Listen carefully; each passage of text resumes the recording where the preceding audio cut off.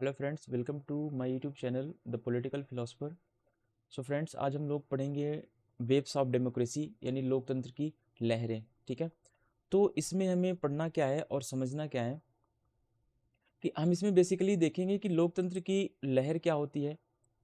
लहर का मतलब है कि किन किन देशों में लोकतंत्र आया हुआ है, ठीक है, और किन किन देशों में लोकतंत्र की जगह साम्यवादी शासन आया। तो इन सब का हम एक सीक्वेंस वाइज में स्टडी करेंगे।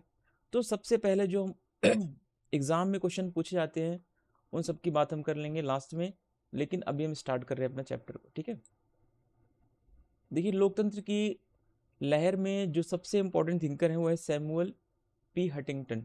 ठीक है, इन्होंने बताया कि लोकतंत्र की कुछ लहरें आई, ये लोकतंत्र का विकास हुआ। लोकतंत्र का विकास कैसे कैसे हुआ, इसी विकास को ये लोकतंत्र की लहर या वेव्स ऑफ डेमोक्रेसी का नाम दे देते हैं। ठीक है, तो सैमुअल पी हंटिंगटन ने 1971 में अपनी एक बुक लिखी। इस बुक का नाम है the third wave democratization in late 20th century. ठीक है, तो इस बुक में इन्होंने बताया कि तीसरी लहर जो लोकतंत्र की आई या पहली लहर जो लोकतंत्र की आई, वो लोकतंत्र कैसे कैसे डेवलपमेंट हुआ। ठीक है, इसमें इन्होंने बताया कि गैर लोकतांत्रिक व्यवस्थाओं की ओर बदलाव की तीन मुख्य लहरों और दो विपरीत लहरों का उल्लेख इन्होंने किया है। मतलब कहने का मतलब था कि इन्होंने ये बताया कि जहां जहां पे लोकतांत्रिक शासन व्यवस्था नहीं थी, ठीक है, जहां पे गैर लोकतंत्र था, वहां पे कैसे कैसे बदलाव आया। और कुछ बदलाव इन्होंने बताया कि बदलाव के अलावा कुछ और भी चेंजेस हुए हैं जो विपरीत लहर या एंटी वेव्स के रूप में जाने गए। अब देखते हैं कि लोकतंत्र की तीन लहर क्या है। Third wave of democracy. देखिए, एक आप यहाँ पे मैप के थ्रू थोड़ा समझ लीजिए चार्ट के द्वारा। पहली लहर जो आई 1828 से लेकर 1828 से लेकर के 1926 तक रही। तो ये आप ईयर वाइज याद रखें, ये आपका पहला काम है। ठीक है, 1828 से 1926 तक। फिर लोकतंत्र की दूसरी जो लहर आई वो 1943 से 1943 से लेकर 1962 तक। यानी कि इस बीच में क्या होता है कि अलग अलग 1943 से लेकर 1962 तक, ठीक है, लगभग 19 सालों में कि किन किन देशों में लोकतंत्र आता है। ठीक है, फिर थर्ड लहर जो है वो थर्ड वेव जो है लोकतंत्र की, वो 1974 से स्टार्ट होती है और अब तक चली आ रही है। ठीक है, अब यहाँ पे देखिए, यहाँ पे लगभग 98 ईयर्स का टाइम है। ठीक है, और यहाँ पे लगभग 98 सालों का समय है। 98 ईयर्स में देखेंगे कि कहाँ कहाँ पे लोकतंत्र यहाँ पे डेवलपमेंट हुआ। फिर दूसरी तरफ देखेंगे कि जब पहली लहर आई लोकतंत्र की, तो उसके अगेंस्ट में लोकतंत्र की विपरीत लहर भी आई। यानी कि लोकतंत्र की जगह बहुत सारी शासन व्यवस्थाएं ऐसी थी जिनको अलग अलग देश एक्सेप्ट कर रहे थे। ठीक है, जहाँ जहाँ पे लोग डेमोक्रेसी को अपना रहे थे तो उसे लोकतंत्र का लहर कहा गया। जहाँ जहाँ पे लोग लोकतंत्र को नहीं अपना रहे थे उसे लोकतंत्र का विपरीत लहर कहा गया, आसान भाषा में अगर आप समझे तो। ठीक है, तो 1922 से लेकर के 1942 तक, ठीक है, 1922 से लेकर 1942 तक के बीच में लोकतंत्र की जगह बहुत सारे देशों ने क्या किया, तानाशाही शासन को अपनाया, सैनिक शासन को अपनाया, इस तरीके शासन व्यवस्था को अपनाया जिसे लोकतंत्र का विपरीत लहर कहा गया। ठीक है, फिर दूसरा लोकतंत्र का विपरीत लहर कब आया, फिर 1958 में। ठीक है, 1958 से लेकर के 1975 तक। ठीक है, तो इस टाइम पीरियड में बहुत सारे देशों ने क्या किया, लोकतंत्र की जगह सैनिक शासन व्यवस्थाएं अपनाई या फिर साम्यवादी शासन व्यवस्थाएं पे। तो इसी को लोकतंत्र की एंटी वेव या लोकतंत्र का विपरीत लहर कहा गया। अब मैं आपको बताऊं आसान भाषा में कि जिन जिन देशों ने, ठीक है, 1828 से लेकर के 1926 तक लोकतंत्र को अपना लिया, उन देशों में लोकतंत्र की लहर आ गई। ठीक है, यानी कि वो लोकतंत्र की लहर का मतलब उन्होंने लोकतंत्र को एक्सेप्ट कर लिया। और जिन देशों ने लोकतंत्र को नहीं अपनाया उन्हीं को ये बोल दिया गया कि यहाँ पे एंटी वेव आ गई, लोकतंत्र के विपरीत लहर चली गई। ठीक है, तो इसी को कहा गया है लहर और विपरीत लहर। अब आप आसान भाषा में और समझ लें कि जिन जिन देशों ने लोकतंत्र अपनाया वो लोकतंत्र की लहर में चले गए, और जिन्होंने लोकतंत्र नहीं अपनाया वो एंटी वेव में चले गए। चलिए अब हम देखते हैं कि लोकतंत्र की पहली लहर या first wave of democracy is, आप ईयर वाइज जरूर याद रखें इसे। ठीक है, 1828 से लेकर के 1926 तक।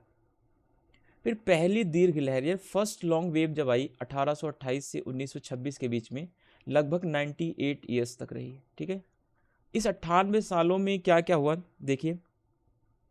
फर्स्ट वेव की जो लहर है इसकी जड़ें कहाँ मिलेंगी आपको? फ्रांसीसी क्रांति में मिलेंगी। ठीक है, अमेरिकी क्रांति में देखी जा सकती है। इसमें फ्रांस, अमेरिका, ब्रिटेन जैसे देश क्या हुए? लोकतांत्रिक हुए। यानी कि जो पहली लोकतंत्र की लहर है इसमें बहुत सारे देश जो यूरोप के थे, जैसे अमेरिका, ब्रिटेन, फ्रांस, है ना, इनमें क्या हुआ? इनमें लोकतंत्र आया। ठीक है, अब देखिए इस लहर में और क्या होता है। इस लहर में पश्चिमी देशों में औद्योगिकरण को बढ़ावा मिला, उदारवादी राज्य का विकास हुआ, इसके साथ साथ क्या हुआ? लोकतंत्र का भी विकास हुआ। अब हमारे सामने क्वेश्चन बन के आता है, अगर फर्स्ट वेव से क्वेश्चन आएगा पहली लहर में क्या हुआ? पहली लहर में पश्चिमी देशों में लोकतंत्र आया। ठीक है, कह सकते हैं, बात सही है। एक सेकंड, थोड़ा सा इसको एरेज कर देता हूँ। अब देखिए फिर नेक्स्ट पॉइंट हमारा क्या बनेगा इसमें। फिर लोकतंत्र की पहली जो लंबी लहर आई, पहली जो लॉन्ग वेव आई, फर्स्ट लॉन्ग वेव में, इसमें क्या हुआ? इसमें यूएसए, फ्रांस और यूके या ब्रिटेन में लोकतंत्र आया। ठीक है, और फर्स्ट वेव में और क्या क्या बातें हुई? फर्स्ट वेव में ये हुआ कि इसमें इंडस्ट्रियलाइजेशन बढ़ा। ठीक है, औद्योगिकरण बढ़ा, इसमें उदारवादी राज्य का विकास हुआ। ठीक है, और इसमें क्या हुआ? इसमें लोकतंत्र का भी विकास हुआ। इतनी चीजें आपको अब समझ आ जानी चाहिए। ठीक है, फर्स्ट वेव में क्या क्या हो रहा है, ये तो क्वेश्चन बन के तैयार हुआ आपका। ठीक है, अब आप ये मत सोचिएगा कि क्वेश्चन अलग से कहाँ से बनता है। ठीक है, तो क्वेश्चन ऐसे ही बनाता है कि फर्स्ट वेव में ये बातें हुई, फर्स्ट वेव में ये सारी चीज़ें हो रखी है फर्स्ट वेव में। तो फर्स्ट वेव को जब आप पढ़ें तो आप इस तरीके से पढ़ें कि जिससे कि आपका क्वेश्चन भी तैयार हो जाए। नहीं तो आप रटते रहेंगे, फर्स्ट वेव क्या था, सेकेंड वेव क्या था, इसमें क्या हुआ नहीं हुआ। ठीक है, इस तरीके से आपको नहीं करना है। तो अब देखिए नेक्स्ट पॉइंट देखिए इसमें और क्या क्या बातें हुई इसमें।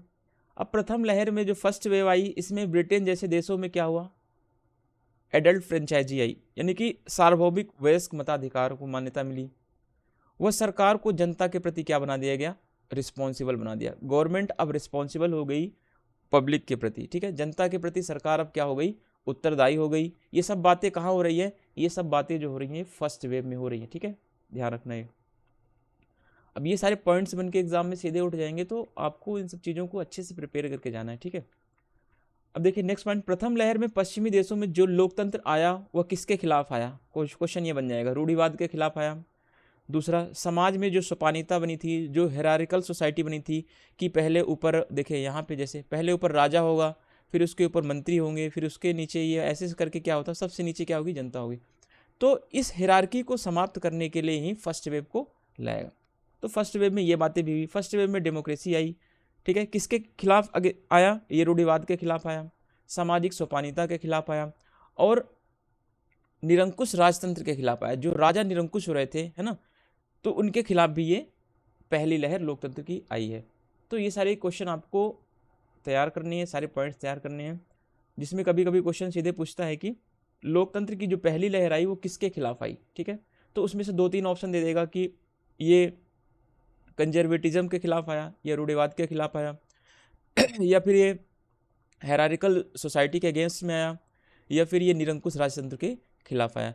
तो ये सारी चीज़ें जब आपको पता रहेंगी तभी आप इस क्वेश्चन को हैंडल कर पाएंगे। ठीक है, अब देखिए ये लोकतंत्र की पहली लहर तो आ गई, यानी पहली लहर का मतलब है कि लोकतंत्र में, ठीक है, सारे देशों ने, बहुत सारे देशों ने जैसे अमेरिका, ब्रिटेन, फ्रांस, इन सब ने क्या किया? लोकतंत्र को अपना लिया। लेकिन 1922 से 1942 के बीच में जो देश, बहुत सारे देश थे, इन्होंने क्या किया? इन्होंने अलग अलग शासन प्रणाली को अपनाया। ठीक है, अलग शासन प्रणाली को इन्होंने अपना लिया, जिसका नाम दे दिया गया कि लोकतंत्र का विपरीत लहर। ठीक है, जैसे एक सत्तारूढ़ पार्टी होती है, दूसरी क्या होती है? एंटी पार्टी होती है। तो वैसे ही लोकतंत्र को आप सत्तारूढ़ पार्टी समझ लीजिए, और अन्य जो विपरीत लहर आ रही है ये अदर पार्टी में, इसकी अपोजिशन में है। तो ये सारी बातें। अब देखिए Huntington Samuel P Huntington, the third wave of democratisation इनकी बुक का नाम है, जो अभी आपने ऊपर देखा था। हंटिंगटन का मत है कि 1930 के दशक में जो आर्थिक मंदी आई, साम्यवाद का प्रसार बढ़ा, नाजीवाद, फांसीवाद आदि के उद्देश्य से लोकतंत्र की पहली विपरीत लहर आ गई। ठीक है, तो कभी कभी क्वेश्चन ये बन जाता है कि लोकतंत्र की पहली विपरीत की लहर क्यों आई? क्योंकि देश में क्या हो चुका था, पूरे विश्व में आर्थिक मंदी आ चुकी थी 1930 के दशक में। ठीक है, दूसरी बात, धीरे धीरे अब क्या हो रहा था, साम्यवाद का प्रसार बढ़ने लगा, साम्यवादी विचारधारा भी आगे आने लगी। तीसरी बात, नाजीवादी विचारधारा भी फैलने लगी। नाजीवादी फांसीवादी विचारधारा इसलिए भी आ रही थी क्योंकि आर्थिक मंदी के चलते हिटलर, मुसोलिनी, इन सब ने क्या कर लिया, इन सब ने एक तानाशाही शासन का स्वरूप तैयार किया, जिसमें इन्होंने ये बोला कि अगर हम सत्ता में आएंगे तो हम क्या कर देंगे, हम अपने देश का विकास कर देंगे। जर्मनी में हिटलर ने बोला कि जो जर्मनी के ऊपर वर्साई की संधियाँ ला दी गई, उस वर्साई की संधि का बदला जर्मनी लेगा, ठीक है, या हिटलर लेगा। तो ये सारी चीज़ों के चलते क्या हुआ, धीरे धीरे अलग अलग देशों में तानाशाही शासन आने लगी, फिर उधर साम्यवाद का प्रसार बढ़ने लगा, है ना। इन सब उद्देश्यों को लेकर के क्या हुई, लोकतंत्र की जगह एंटी पार्टियां या फिर एंटी डेमोक्रेसी बढ़ने लगी, फांसीवाद आया, साम्यवाद आया, है ना। तो ये सारी चीज़ें दूसरी तरफ बढ़ रही थी। इसमें लोकतंत्र की जगह कुछ राज्यों में दूसरी शासन व्यवस्थाएं स्थापित हुई, जैसे कहीं नाजीवाद आ रहा है तो कहीं साम्यवादी शासन आ रहा है तो कहीं फांसीवादी शासन आ रहा है। ठीक है, सेकेंड वर्ल्ड वॉर या द्वितीय विश्व युद्ध से पहले जर्मनी, इटली, पुर्तगाल आदि में लोकतंत्र की जगह क्या आ चुका था, तानाशाही शासन आ चुका था। क्यों आ चुका था? इटली में तो, जर्मनी में तो इसलिए आया कि जर्मनी के ऊपर वर्साई की संधि लाद दी गई थी। ठीक है, वर्साई की संधि, ट्रीटी ऑफ वर्साइल। और इटली में, जर्मनी में, पुर्तगाल में लोकतंत्र की जगह शासन, जो तानाशाही शासन व्यवस्था आ रही थी, उसके पीछे एक बड़ा और रीजन था कि विश्व में आर्थिक मंदी का दौर चल रहा था। फर्स्ट वर्ल्ड वॉर में ये देश पराजित हुए थे, तो फर्स्ट वर्ल्ड वॉर में जो हारे हुए देश थे वे अपना बदला भी लेना चाहते थे। जर्मनी के ऊपर वर्साई की संधियां थोप दी गई थी, तो जर्मनी भी वर्साई की संधि का बदला ब्रिटेन से, इन सब देशों से, फ्रांस आदि से लेना चाहता था। ठीक है, तो कहीं ना कहीं ये सारी चीज़ें भी क्या हैं, रिस्पॉन्सिबल हैं जो एंटी वेव लाने में। ठीक है, नाजीवाद, फांसीवाद व साम्यवाद के आने से लोकतंत्र को क्या होता है, नुकसान होता है। सीधी सी बात है कि जब जब ऐसी शासन व्यवस्थाएं आएंगी तो वहाँ पे क्या होगा, लोगों के अधिकारों में क्या होगी, कमी आएगी। ठीक है, अधिकारों में क्या होगी, कमी आएगी।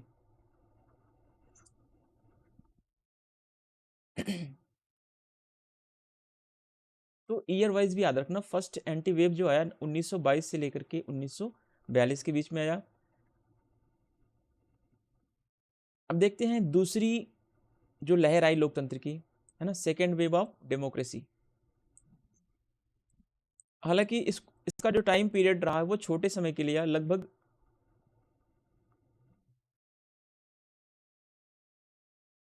19 सालों तक रहा। ठीक है, तो इसी के लिए इसका नाम शॉर्ट वेव्स रख दिया गया। ठीक है, पहली जो लंबी अवधि रही उसमें 98 सालों तक रहा, और इसमें शॉर्ट वेव की वजह से इसकी दूसरी संक्षिप्त लहर आई। यानी कि अब देखिए दूसरा स्टेज आ गया लोकतंत्र का, कि अब किन किन देशों में लोकतंत्र का विकास हो रहा है।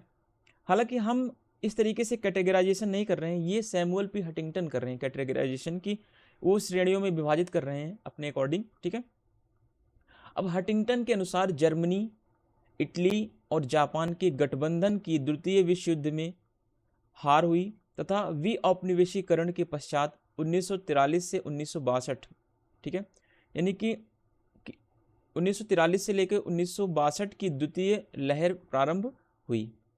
कहने का मतलब है कि हंटिंगटन कह रहे हैं कि जर्मनी, इटली और जापान, ठीक है, सेकेंड वर्ल्ड वॉर में क्या होते हैं,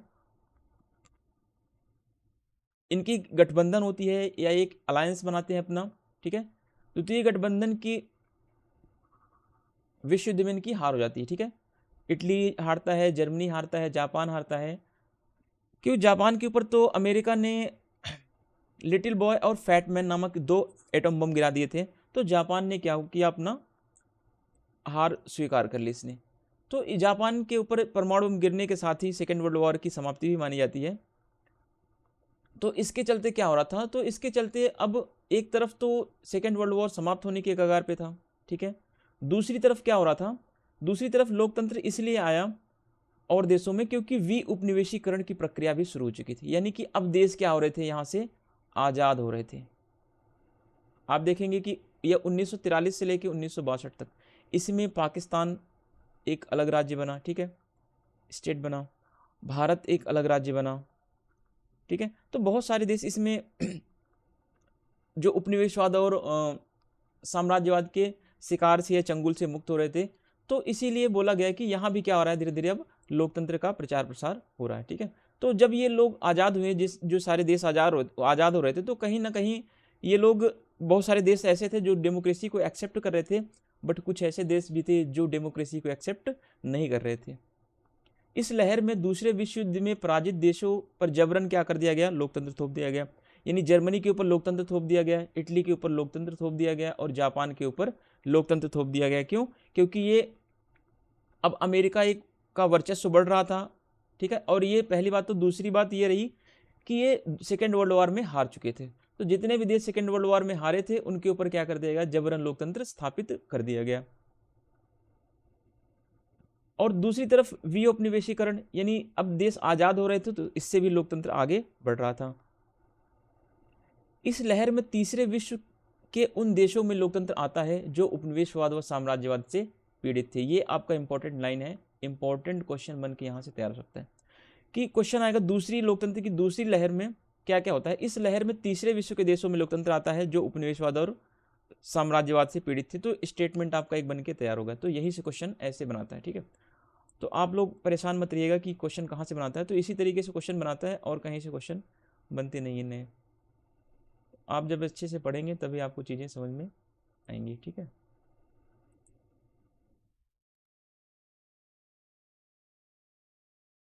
देखिए, इस चरण में तीसरे विश्व के उन देशों में लोकतंत्र आया जो उपनिवेशवाद व साम्राज्यवाद से पीड़ित थे, ठीक है। इस चरण में, अब ये क्वेश्चन नेट में आया हुआ है कि इस चरण में कहाँ, भारत किस चरण में लोकतंत्र, जैसे कि क्वेश्चन ये पूछा है कि सैमुअल पी हंटिंगटन ने भारत में जो लोकतंत्र का विकास हुआ, तो भारत को लोकतंत्र की कौन सी लहर में रखा है। तो ऑप्शन था पहली लहर, दूसरी लहर, तीसरी लहर। तो भारत को उसने रखा है दूसरी लहर में, ठीक है। तो दूसरी लहर में बहुत सारे देश थे जहाँ पे लोकतंत्र आया, जैसे भारत में, पश्चिमी जर्मनी में इसलिए आया क्योंकि जर्मनी जो था सेकेंड वर्ल्ड वॉर में हार चुका था, तो इसके ऊपर क्या कर दिया गया था, लोकतंत्र जबरन थोप दिया गया था। भारत के ऊपर लोकतंत्र थोपा नहीं गया था, बल्कि भारत उपनिवेशवाद का शिकार था, तो उसने लोकतंत्र अपनाया, ठीक है। इटली के ऊपर थोप दिया गया लोकतंत्र, जापान के ऊपर थोप दिया गया, लेकिन इजराइल जैसे लगभग 52 देशों ने क्या किया, लोकतंत्र को एक्सेप्ट कर लिया था।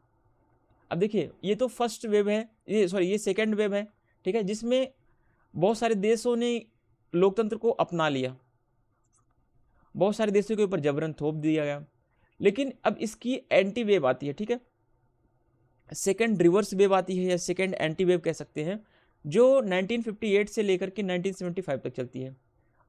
अब देखिए, द्वितीय विपरीत लहर या सेकेंड एंटी वेव में शीत युद्ध स्टार्ट हो जाता है, राष्ट्र निर्माण की प्रक्रिया शुरू हो जाती है, आधुनिकीकरण शुरू हो जाता है, सैन्य विद्रोह आदि के कारण लोकतंत्र की जगह क्या हो जाता है, अन्य शासन व्यवस्थाओं ने स्थान ले लिया। इसमें सबसे ज़्यादा अफ्रीकी देश थे। देखिए, अब सेकेंड वेव आने के जैसे देखिए सेकेंड वेव में और क्या हो रहा है, सेकेंड वेव में हंटिंगटन कह रहे हैं कि अब एक तरफ तो लोकतंत्र बहुत सारे देशों में आ गया, जैसे भारत में आ गया, जर्मनी में, जापान में, इटली में, यहाँ तो इन देशों ने लोकतंत्र को एक्सेप्ट कर लिया। लेकिन वहीं दूसरी तरफ बहुत सारे देश थे जिन्होंने लोकतंत्र को एक्सेप्ट नहीं किया। क्यों नहीं किया? क्योंकि एक तरफ तो सेकेंड वर्ल्ड वॉर जैसे समाप्त हुआ वैसे ही क्या हो गया, कोल्ड वॉर स्टार्ट हो गया, ठीक है, शीत युद्ध शुरू हो गया। फिर इसी के साथ राष्ट्र निर्माण की प्रक्रिया शुरू हो गई, फिर आधुनिकीकरण की प्रक्रिया भी शुरू हो गई, फिर इसी टाइम पे सैन्य विद्रोह भी शुरू हो गए। अलग अलग राज्यों में आप देखेंगे कि वॉर चल रहे हैं यहाँ पे इस समय, ठीक है। और इसी के कारण क्या हुआ, लोकतंत्र को लोग कम पसंद करने की जगह अब किसको कर रहे हैं पसंद, साम्यवादी शासन को, फांसीवादी शासन को, है ना, इस तरीके की शासन व्यवस्थाओं को लोग एक्सेप्ट कर रहे हैं। इसमें सबसे ज़्यादा देश जो दूसरी शासन व्यवस्थाओं को एक्सेप्ट करने वाले थे वो अफ्रीकी देश थे, ठीक है। अफ्रीकी देशों में कहीं सैनिक शासन आ रहा है, तो कहीं साम्यवादी शासन आ रहा है, तो कहीं तानाशाही शासन आ रहा है। इस तरीके की शासन व्यवस्थाएं दूसरी विपरीत लहर में आ रही हैं। इसके पीछे रीजन क्या था? शीत युद्ध था, राष्ट्र निर्माण की प्रक्रिया थी और मॉडर्नाइजेशन था। तो ये सारी चीज़ें क्या हो रही हैं इसमें। देखिए नेक्स्ट पॉइंट इसमें 1960 के दशक में अधिकांश देशों में लोकतंत्र क्या हो चुका था? समाप्त हो गया। ठीक है, जहां जहां पे लोकतंत्र आया भी था उन देशों ने भी क्या कर दिया? लोकतंत्र को समाप्त करने की बात कर दी। क्यों कर दी? क्योंकि अब देखिए कोल्ड वॉर स्टार्ट होने के वजह से क्या हुआ? कोल्ड वॉर में दो बातें थी। ठीक है, एक तरफ यूएसए था, दूसरी तरफ यूएसएसआर था। कोल्ड वॉर में विचारधारात्मक संघर्ष था। यूएसए की विचारधारा पूंजीवादी विचारधारा थी और यूएसएसआर की विचारधारा जो थी वो साम्यवादी विचारधारा थी। तो इसमें यह दिखाने का प्रयास किया गया कि किसकी विचारधारा, किसकी शासन प्रणाली ज़्यादा अच्छी है। ठीक है, तो कुछ देश जो थे सेकेंड वेव में लोकतंत्र की तरफ आगे बढ़ गए, जो पूंजीवादी विचारधारा की एक्सेप्ट कर लिया इन्होंने, जैसे कि जर्मनी, इटली, फ्रांस, जापान, इन देशों ने। और कुछ ऐसे देश थे जिन्होंने क्या किया? जिन्होंने यूएसएसआर की तरफ आगे बढ़ा। ठीक है, तो ऐसे करके जिन्होंने धीरे धीरे अलग अलग शासन व्यवस्थाओं को अपना लिया अपने अकॉर्डिंग। इन्होंने देखा जैसे इनको लगा कि हमारे लिए, हमारे देश के लिए जो भी चीज़ें सुटेबल पड़ रही हैं उसी के अकॉर्डिंग ये लोग चीज़ों को एक्सेप्ट करते हुए चले जा रहे थे। अब देखिए लोकतंत्र की तीसरी लहर, सेकेंड वाली लहर जो है बहुत इंपॉर्टेंट है। ठीक है, क्योंकि नेट में यहाँ से क्वेश्चन पूछा गया है कि सेकेंड वेव में भारत को रखा गया है नहीं, तो आपको याद रखना है सेकेंड वेव में भारत को रखा गया है। ठीक है, क्योंकि भारत में सेकेंड वेव में ही लोकतंत्र आया और सेकेंड वेव में ही भारत आज़ाद हुआ। अब देखिए थर्ड वेव ऑफ डेमोक्रेसी, लोकतंत्र की तीसरी लहर क्या है?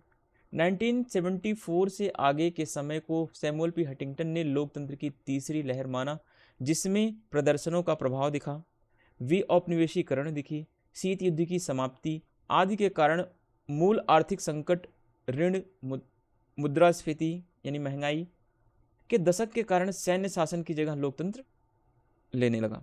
अब देखिए तीसरी लहर में सैमुअल पी हंटिंगटन करें तीसरी लहर क्यों आ रही अलग अलग देशों में 1974 के बाद से? सैमुअल पी हंटिंगटन कह रहे हैं तीसरी लहर इसलिए आ रही है क्योंकि अब क्या हो रहा है? देखिए अब बहुत सारे देशों में प्रदर्शनी को प्रभाव दिख रहा है, यानी अब बहुत सारे देश क्या कर रहे हैं? अलग अलग देशों में लोगों को प्रदर्शन का अधिकार मिल रहा है, अब वे अपनी सरकार के खिलाफ प्रदर्शन कर रहे हैं। अब इस समय तक लगभग पूरा विश्व क्या हो चुका था? आज़ाद हो चुका था, कोई भी गुलाम नहीं बचा था। दूसरी तरफ शीत युद्ध की समाप्ति होने को आ रही थी। ठीक है, शीत युद्ध की समाप्ति होने को आ रही थी, तो मतलब कि जो विचारधारात्मक संघर्ष था वो भी समाप्त हो रहा था। अब इसमें यह विभाजन नहीं बचा था कि कौन सा देश साम्यवाद अच्छा है या पूंजीवाद, तो अब सबको पता चल गया था कि पूंजीवाद ज़्यादा बढ़िया है, तो सभी लोग अब पूंजीवाद को एक्सेप्ट कर रहे थे। इन सब आदि के कारण जो मूल आर्थिक संकट था, मूल आर्थिक संकट की वजह से भी अब धीरे धीरे क्या होने लगा? जो लोग साम्यवाद को एक्सेप्ट कर रहे थे वे बाजार अर्थव्यवस्था को स्वीकार नहीं कर रहे थे, वे खुली प्रतिस्पर्धा को स्वीकार नहीं कर रहे थे, वे निजीकरण को स्वीकार नहीं कर रहे थे, तो जिसकी वजह से आर्थिक संकट भी उत्पन्न हो रहा था। दूसरी तरफ बहुत सारे देश जो साम्यवाद को एक्सेप्ट कर रखे थे वहाँ पे महंगाई बहुत ज़्यादा बढ़ रही थी, है ना। और अब देखिए यहाँ पे जिन जिन देशों में ये सारी चीज़ें हो रही हैं और वहाँ पे बेसिकली शासन कैसा रहा है? वहाँ पे या तो सैनिक शासन रहा है या तो तानाशाही शासन रहा है, जिसकी वजह से यहाँ वहाँ पे आर्थिक संकट उत्पन्न हो रहा है, वहाँ पे महंगाई आ रही है। तो इसकी वजह से क्या होने लगा? अब लोकतंत्र का प्रचार प्रसार बढ़ने लगा। सबको पता चल गया कि लोकतांत्रिक शासन प्रणाली क्या है? अच्छी है, पूंजीवादी शासन प्रणाली अच्छी है, अमेरिका की विचारधारा क्या है? ज़्यादा बढ़िया है यूएसएसआर की विचारधारा से। तो अब इस वजह से भी लोकतंत्र क्या हुआ? धीरे धीरे विश्व में उसका प्रचार प्रसार होने लगा, उसका एडवर्टाइजमेंट होने लगा और अमेरिका अब विश्व में एक महान शक्तिशाली देश के रूप में उभर चुका था, जिसकी वजह से बहुत सारे जो साम्यवादी देश थे, शीत युद्ध की समाप्ति होते होते वे सब ने पूंजीवादी विचारधारा को अपना लिया, लोकतंत्र को एक्सेप्ट कर लिया। ठीक है, लोकतंत्र को एक्सेप्ट करने के पीछे रीज़न था क्योंकि लोकतंत्र में लोगों का विकास हो रहा था। बहुत सारे जो एशियन टाइगर्स थे, है ना, जैसे सिंगापुर, हांगकांग, ठीक है, तो ये सारे ऐसे देश थे जो क्या कर रहे थे? दक्षिण कोरिया, ये एशियन टाइगर्स थे जो साम्यवादी विचारधारा को रखते हुए भी ये ऐसे देश थे जिन्होंने क्या किया? जिन्होंने पूंजीवाद को एक्सेप्ट किया और इन्होंने अपना बहुत तेजी से आर्थिक विकास भी किया।